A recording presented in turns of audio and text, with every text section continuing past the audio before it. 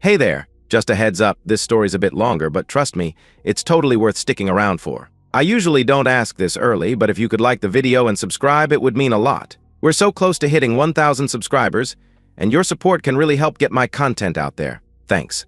I should have seen it coming. Life was too perfect, especially at that moment.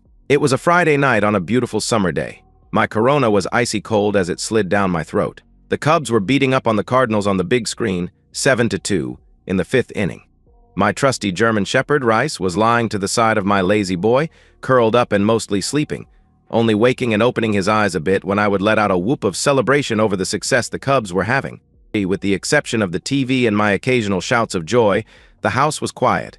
My wife of 21 years, Tracy, was over at a neighbor's house, and my 18-year-old son and 17-year-old daughter were both spending the night over at friends' houses. It was just the dog and me, the Cubbies, and a case of Corona in the fridge. Oh yeah, and limes. I didn't often bother with the limes, but I picked up a couple earlier in the day when I found out I would be alone for the evening. Treating myself well. I heard the front screen door open and close and assumed it was my wife coming in from visiting with her longtime friend, Lisa. I heard her moving in the front of the house, but I didn't hear her call out in greeting like she usually would have done. I thought that a little odd, but just then Cubs manager David Ross took out his starting pitcher in the 4th inning with the Cubs having a big lead, causing me to explode in anger and once again waking the dog. It had to be at least 5 minutes before Tracy finally made her way to the family room. She looked reflective, nervous maybe. She didn't come over to my chair and lean in for a kiss, as usual, but instead sat down on the edge of the sofa to the left of my chair. I watched her with one eye while I kept track of the game with the other. "Can we talk for a minute, Bob?" she asked in a voice I was barely able to hear above the television. By now she had my complete attention. "Of course, Blondie," I answered. I noticed she had a light sheen of sweat on her brow and seemed to be breathing erratically. I wondered if someone we knew was sick or had died. "Can you shut the TV, Bob?" she asked as she clenched and unclenched her fists. Shutting the TV in the middle of a Cub game? She knew what she was asking. This had to be something big, death, not illness. I got a bad feeling in the pit of my stomach. I grabbed the remote and shut off the noise box. "What's up, baby? You don't look so good. Did somebody die or something?" "God, no. Nobody died," she answered quickly. "It's just that this is very important to me, and I need to make sure you are completely listening to me." I nodded without saying anything. I had a traffic jam of bad thoughts running through my brain.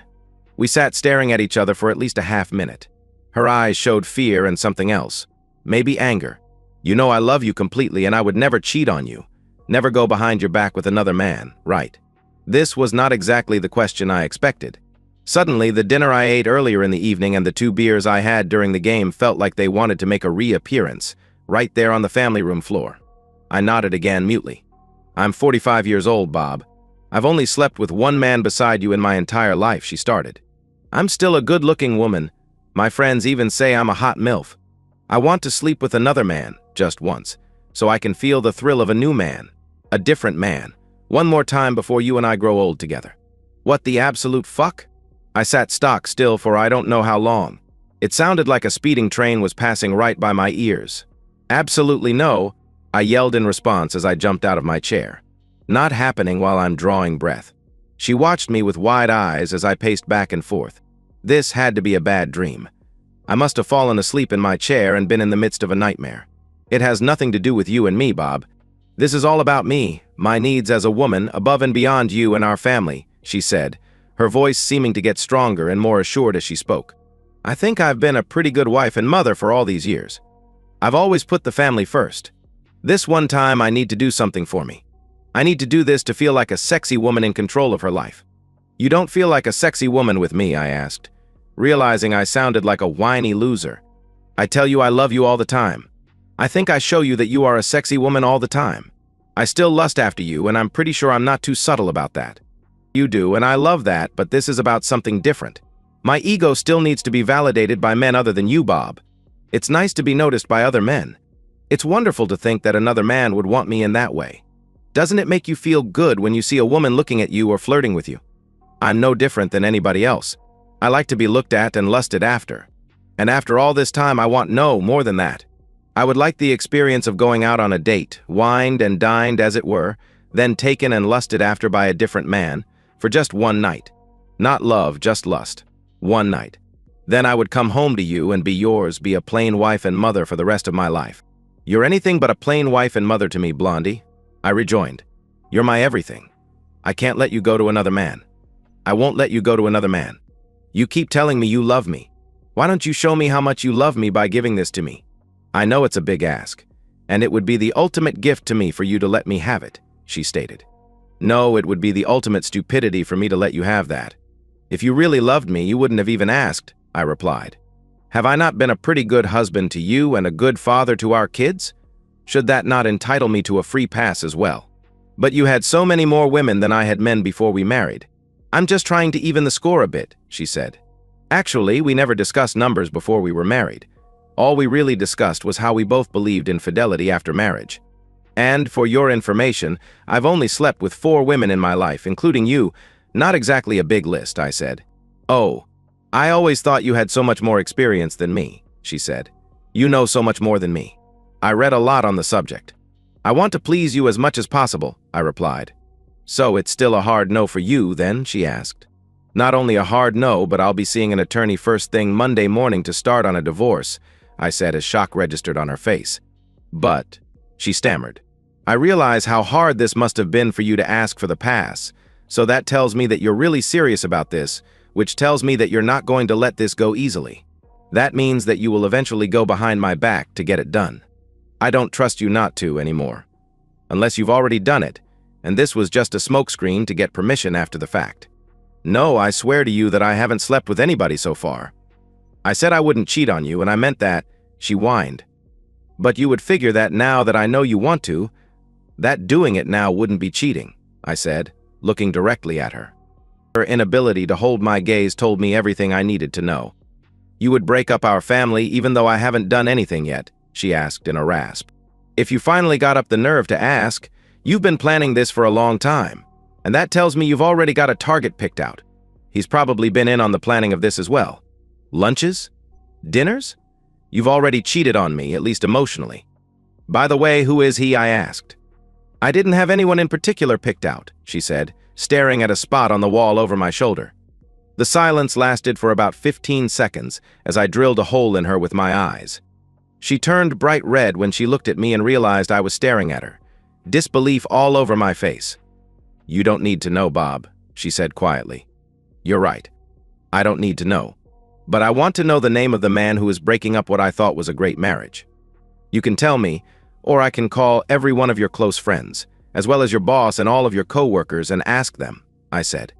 Her mouth dropped open in shock. You wouldn't, she started to say. Wouldn't I? What have I got to lose? My life is in the gutter, my marriage is gone. What's a little embarrassment to me? What about my embarrassment? She shrilled. I shrugged and did my best to hide my smile. Name? I asked harshly. Dan Wilson, she said quietly. Please, Bob, don't hurt him. I guarantee nothing, I replied. I grabbed the remote and turned the game back on. She harumphed, sniffled back some tears, got off the sofa, and went upstairs to our bedroom. My eyes watched the rest of the Cubs game, but nothing registered in my brain. I couldn't even tell you what came on the screen after the game, but I know I sat in front of the TV for at least 2 more hours. While I think I did a pretty good job of hiding most of my feelings from my wife, in reality I was devastated. I had absolutely no clue my wife was planning on sleeping with another man. In retrospect, I suppose I should have seen signs of her dissatisfaction with me, or her life, or whatever. In the last 3 months, Tracy had become somewhat distant with not only me, but also our children. In fact, my daughter, Sherry, was the first to notice, asking me if Tracy and I had had an argument of some sort. Intimacy between us had also fallen off, I had noticed. Intimacy 2 or 3 times a week had fallen off to once every other week, and not because I wasn't trying. I wondered if she wasn't going through some early changes. Then there were the phone calls being taken out of the room, something that had almost never happened until recently, in addition to the almost constant late evening texting. When I inquired about that, she claimed it was Lisa, who was having problems with her husband, Jerry. That was more than interesting, because Jerry and Lisa lived just 3 doors down from us, and I had no clue they were having any problems. I spent the remainder of the weekend thinking hard about my options. I told Tracy that I was going to file for divorce as quickly as possible, but first I had to examine every aspect of my marriage and my family. I certainly could understand how another man could lust after my Tracy. She was beautiful when I met her when we were both 21, and at 45 she was only 10 pounds heavier, despite having 2 children. I always wondered how I wound up with Tracy. She was clearly above my pay grade. It's not like I'm a troll or anything, being decent looking.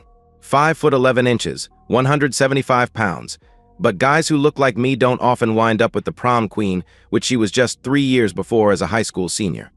We were both in the same astronomy class at Purdue University in our junior years. I was taking it just for fun, while Tracy needed the course to fulfill her science requirement.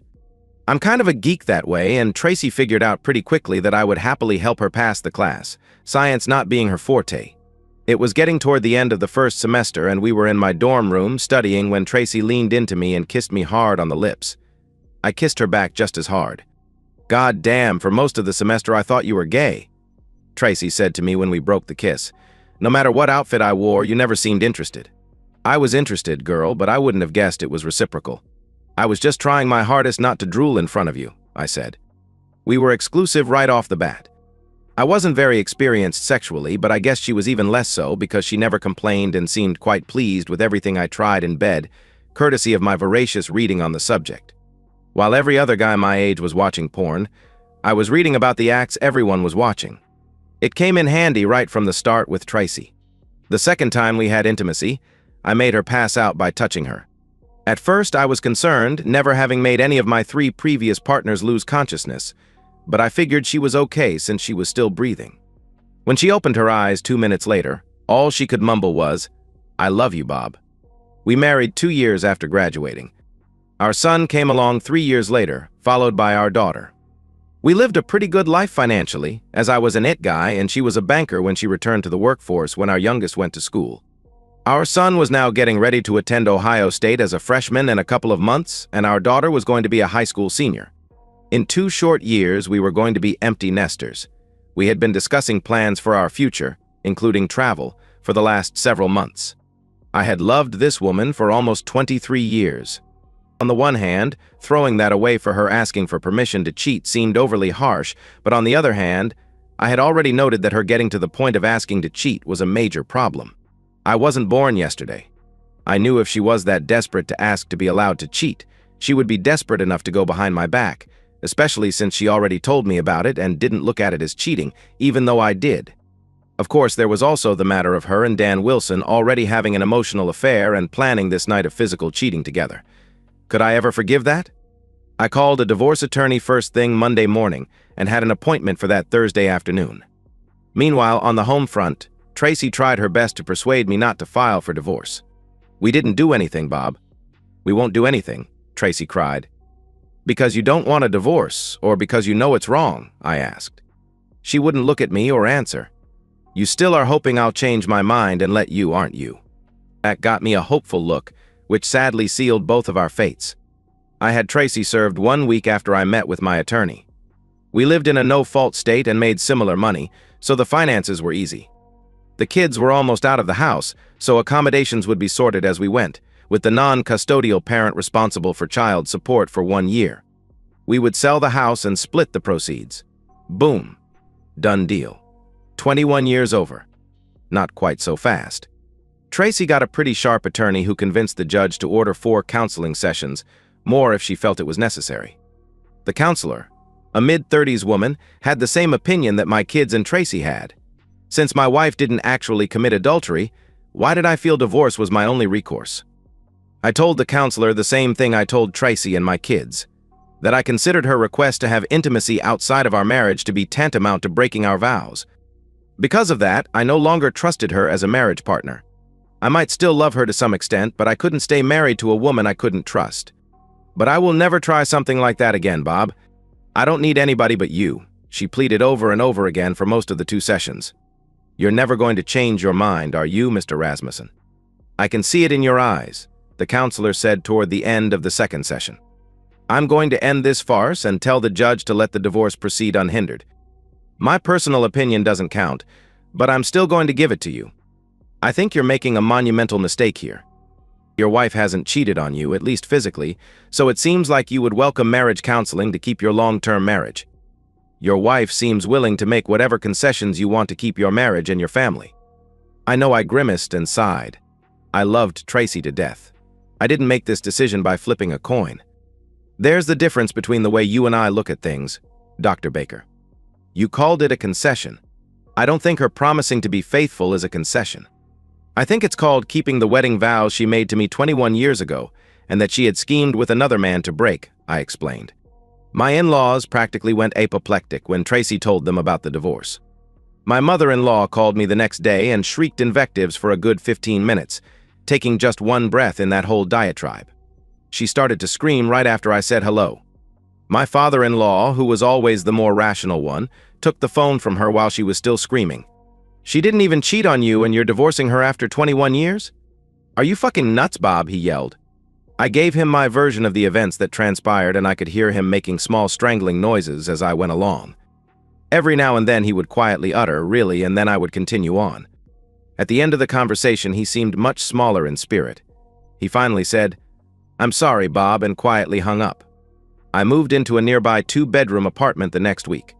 My daughter had decided to stay with my wife in the house for the next year until she went to college, but I figured the second room would come in handy if either kid wanted to stay over for a bit.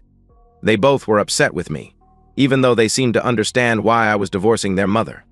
I had a friendly phone conversation with my neighbor, Jerry, a few days after I moved into my own place. I informed him that his wife, Lisa, had a hand in my wife's plans with Dan Wilson, and that Tracy claimed he and Lisa were having marital problems.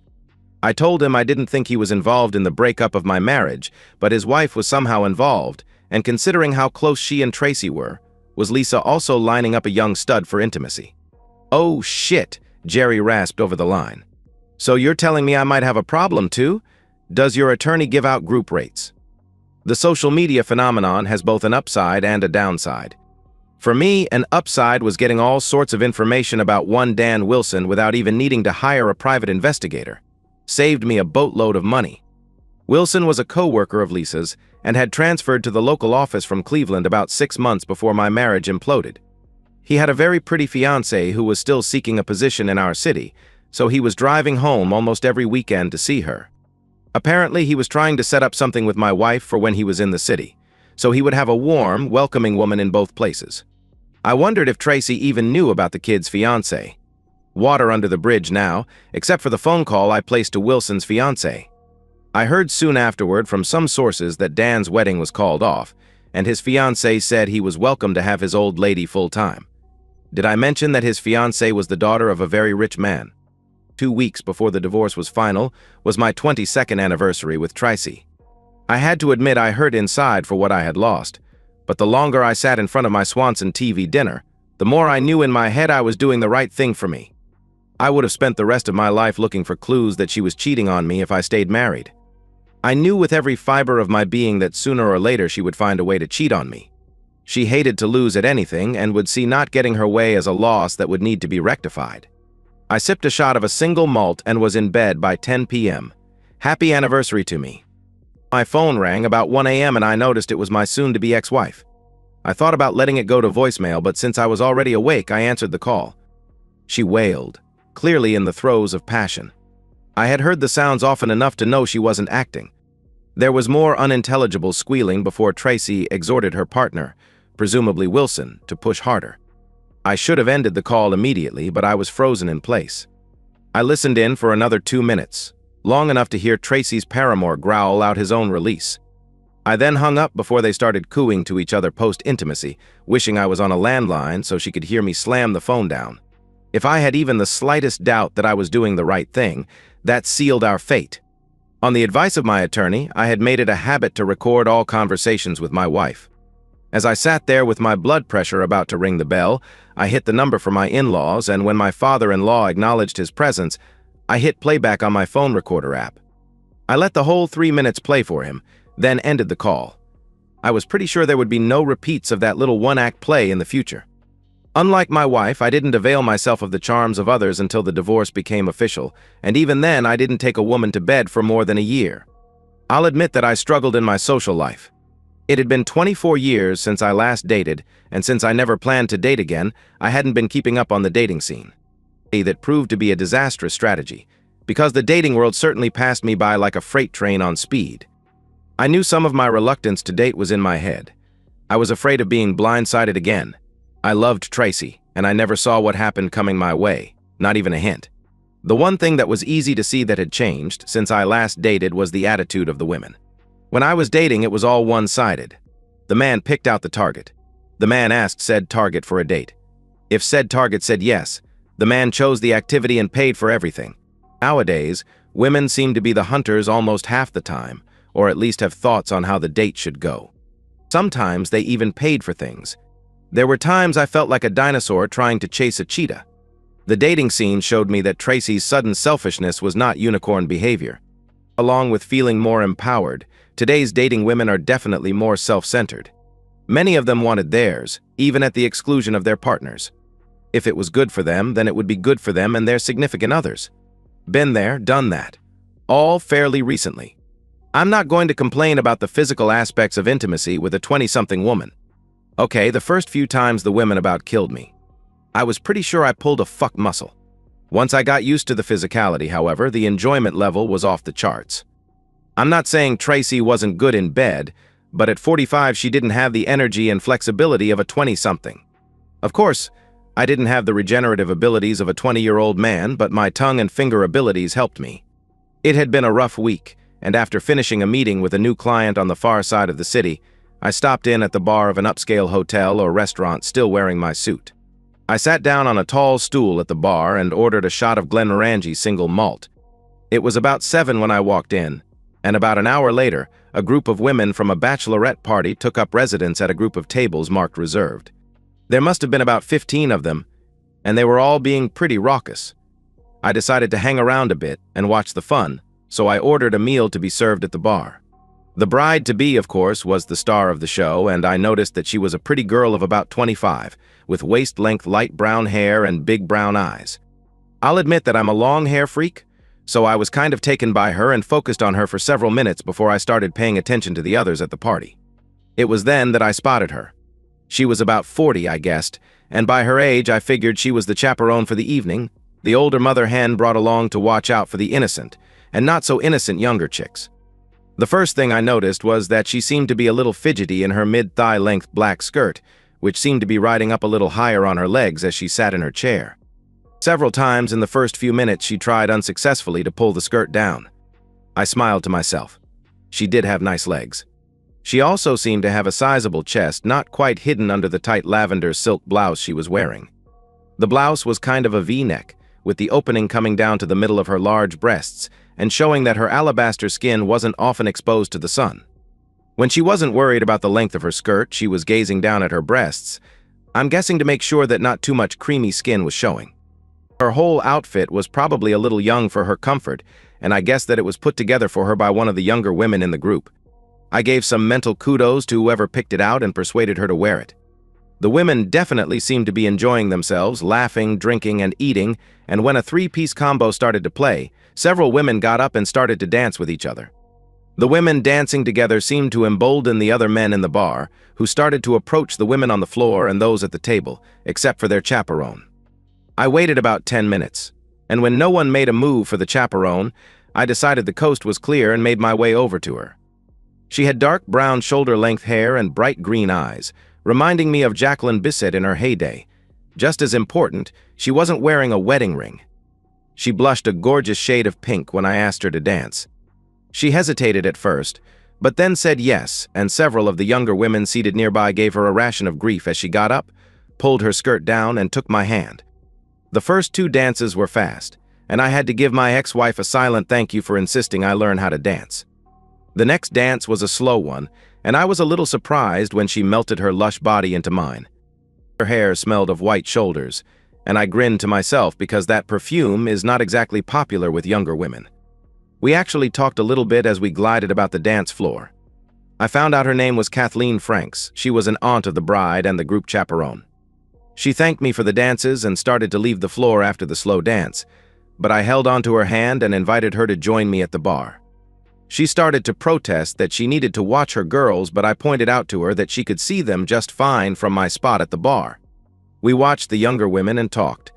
I found out she was actually 48 years old and was divorced after being married for 15 years. She told me her husband, A man of means had traded her in for a trophy wife who was 27 to his 48 when he married her 3 years ago. She also told me that her outfit was chosen for her by her niece, the bride, and that she felt it was a little too young for her as she normally dressed more conservatively. I opined that her outfit seemed perfect for her, and I completely sucked up when I told her I absolutely loved her sexy heels. I had learned years ago that women really seem to like having their shoes complimented. "You don't think I look out of place dressed like this?" she asked innocently. "Not in the least." "Pardon me for saying so, but you look good enough to eat." If I liked the pink blush before, I loved the dark red blush she now exhibited. We talked for about 15 minutes. She noted that I didn't wear a wedding ring and wanted to know that story. She expressed surprise when I said that my ex-wife had never actually cheated on me physically. "I'm really old-fashioned," I explained. "She cheated on me emotionally and had plans to do it physically. I couldn't trust her anymore." "You don't tell someone you love them but want to have intimacy with someone else." "I get that," she answered. "Everybody has to have a line in the sand." She went back to the bridal party table a few minutes later, but was more than receptive when I again asked her to dance about 30 minutes later. This time, when we finished, she took my hand and led me back to the table with the other women, which now also had several other men. The evening was a success from my standpoint, even with the younger women being a little on the rowdy side. I was greatly surprised when Kathy invited me to be her +1 at the wedding in 2 weeks. "I was going to go by myself, but I know I'd have a better time with you. I know we've just met, but you've already met many of the girls who are going to be there, too. Besides, you'd be doing me a great favor because I wouldn't be there alone looking really pathetic." "I definitely wouldn't want you to look pathetic. I would be more than pleased to accompany you to the wedding," I said. "Tell me what color you are wearing and I'll pick the suit I have that best goes along with that." She leaned into me and gave me a quick peck on the lips. I smiled brightly while Kathy blushed again. I could get used to that. I sat with Kathy when we weren't dancing. During one of those times we were at the table, I kept my eyes on the bachelorette party girls, some of whom were obviously going overboard with their alcohol consumption. I'm the father of a teenage girl, so it wasn't out of character for me to be in dad mode with the young women around. When I saw a young man take one of the girls' hands and start to lead her toward the restrooms, I excused myself from the table and quickly and quietly made my way to them, getting to them just before the guy was about to push the girl inside the men's room. The youngster looked at me with disdain, obviously not being intimidated by an older guy in a shirt and tie. I'll admit, at 5'11", 175 pounds, I'll never scare anybody on sight, but I'd like to think I'm still in good physical condition, and I had been in my fair share of scrapes as a kid. Sometimes you have to be willing to take some abuse to do the right thing, which in this case meant protecting some young girl from being this kid's abuse toy. I would hope somebody would step in and protect my little girl if the situation called for it. "Let go of my arm and get away from me." "Old man," he growled at me. "She's old enough to play if she wants." I let go of his arm but used my other hand to palm his head and slam it hard into the wall to the side of the door. I shoved him hard enough to break the drywall, bloody his face, and stun him. He suddenly didn't seem quite so cocky anymore and let go of the girl. He also didn't seem to want any more of this disagreement. The club had gotten quiet as people picked up on what had just gone down. Just as I started to guide Alicia back to the bachelorette party, Kathy and the rest of the group came up to us, grabbed the woman, and led her back to the table. I was left standing face to face with the restaurant manager and another employee. I thought I was in trouble until the manager stuck out his hand and thanked me for helping the young woman. "The police have been called. This Utes is going to jail. They'll probably want your information and your side of the story, but I don't think you have anything to worry about. By the way, your drinks for the rest of the night are on the house." "Thank you again," he said. "Wow, that was some crazy shit," said Wanda, the bride-to-be, when I got back to the table. "Thank you for paying attention to more than just Aunt Kathy." "How did you see that?" Kathy asked me. "I'm supposed to be the chaperone, and I didn't have a clue what was going on. I feel pretty bad about that." "Not your fault. It's easy to lose track of 14 girls in a bar if you're not a professional security person or a dad. Dads, at least most of us, have what I call dad vision." I talked and kibitzed with the women at the table until they decided to leave and go somewhere else for the remainder of their evening. I gave Kathy a soft kiss on the lips as we said goodnight, feeling pretty good about myself and having her digits in my phone. "Get a room," one of the girls said to raucous laughter from the group. I licked my lips softly and tasted Kathy's lipstick as I watched the women leave the restaurant. I took my drink back to the spot at the bar I had earlier occupied. That seemed to work out pretty good for you. The bartender chuckled as I sat back down. Who knew? I laughingly replied. A bachelorette party? Give me one for the road so I can celebrate my good fortune before I go. My new best friend, Sean the bartender, earned himself a double sawbuck as a tip for the night. Kathy's dress for the wedding was light blue, so I wore my dark blue pinstripe suit, which I consider to be my own the room suit. I thought we made a handsome couple, as did several of her relatives at the wedding. Several people came up to me at the wedding and thanked me for looking out for Alicia. Apparently the bride had spent the previous 2 weeks telling everybody who would listen that I was some kind of a hero. Heroic and handsome, what a great combination, said Kathy's sister, Donna Fulham, the mother of the bride, as she glided up to us to introduce herself to me before the wedding. Thank you for helping the girls a couple of weeks ago, and for making my sister look like she has gotten better taste in men. I also met Kathy's 24-year-old daughter, Marissa, and her fiancé, Ben. Well, at least one of my parents doesn't troll for dates at an elementary school, Marissa said upon meeting me. Dad's absolutely going to hate you if you stick around long enough to get introduced to him. By the time the reception was over, I knew Kathy and I would go the distance. I introduced her to my kids a month later. My son took to her quickly. My daughter was a bit standoffish. She was still somewhat pissed at me for divorcing her mother, even though Mom didn't even cheat on you. My son got it, though. He had a serious girlfriend, and we had a full discussion on fidelity and what it meant to each of us one night. My wife, Kathy, and I retired several years ago. We celebrated our 25th anniversary with an Alaskan cruise. With the help of a daily Cialis and Astroglide, we make love every morning before we shower and get on with our lives. At our age, it's more about connecting than it is about intimacy. All 3 of our children are married and doing well. We have a total of 6 grandchildren. I've only talked to my ex-wife maybe a couple dozen times since our divorce, counting our kids' weddings and Christmas holidays. She's been married and divorced a 2nd time. My kids tell me she blames me for her life being what it is. I never actually cheated on him. She still tells them. Some people just don't get it.